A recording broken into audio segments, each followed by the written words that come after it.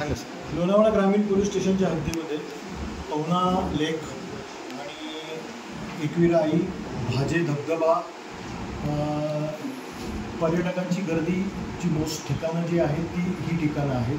शनिवार रविवार व सुट्ट्या ह्याच वेळेला ही गर्दी होते. तर आम्ही बंदोबस्ताची मागणी त्याप्रमाणे आम्हाला बंदोबस्त एक 12-13 होमगार्ड प्राप्त झालेले आहेत आणि त्याच्यानुसार आम्ही एक भाजेला जेव्हा भाजेच्या दृष्टीने आम्ही असं प्लॅन करतो आहे की एक इंद्रायणी ब्रिज आहे तिथे त्याचं काम चालू आहे. तर त्या ब्रिज ची जी क्षमता आहे ती जर आम्हाला जर वाटलं की प्रॉब्लेम आहे तर आम्ही त्यांना कारल्यापासून त्यांना आम्ही बंद करणार आहे. अजून प्रपोज आहे हे, तर ते बंद करणार आहे. तर त्यांनी कुठून जावं तर त्यांनी कारल्यातनं दुधिवरी खिंडी मार्गे, लोहगड मार्गे भाज्याला ते येऊ शकतात आणि भाज्यातनं जेव्हा त्यांचं पर्यटन झाल्यानंतर त्यांनी तसंच मळवली साईडला यायचं आहे आणि मळवली गेटच्या अलीकडे औंढेला जायला एक रस्ता आहे, तो आपण वनवेज गेल्या वर्षी केलेला त्याप्रमाणे आम्ही करणार आणि तशा पद्धतीने ही वाहतूक कोंडी सुटू शकते.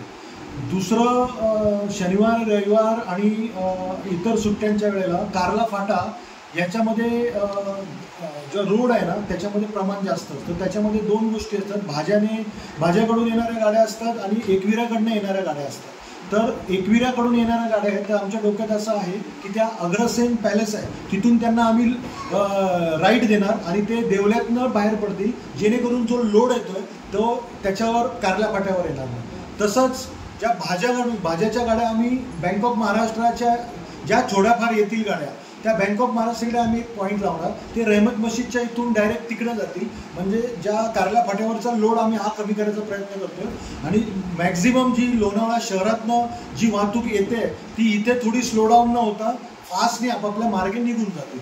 आता हे गेल्या वेळेला आम्ही गेल्या शनिवार रविवारी हेच केलेलं आहे आणि हेच आम्ही पुढे अंमलात आणत आहोत. पवनाच्या इथे जो पूल आहे त्या पूलच्या इथे आपण दोन्ही एंडला कॉन्स्टेबल्स किंवा आमचं स्टाफ आहे जेणेकरून जे त्यांचं जॅमिंग होते समोरासमोर, तो पूल शॉर्ट आहे तर त्याच्यामुळे होत आहे तर ते टाळू शकतो. जर त्याच्याने होत नसेल तर आम्ही 31 डिसेंबरला येळसेमधून डायरेक्ट बामणोलीपर्यंत एक केलेली वन वे आणि येताना फक्त अशा पद्धतीचं पण करू शकतो.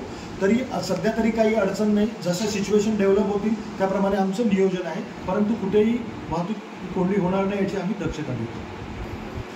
एकविराकडनं जी गाड्या येतील शनिवार रविवार तर त्या अग्रसेन पॅलेसच्या इथे एक राईट टर्न आहे तर आम्ही तिथे माणसं ठेवणार आहे. जशी सिच्युएशन आहे कारला फाटा जर जाम नसेल तर त्या सरळच येतील, परंतु तो जाम असेल तर आपण त्यांना राईटने अग्रसेन पॅलेसच्या इथून आतून एक रस्ता आहे जो देवले मार्गे वाकसाईला बाहेर येतो.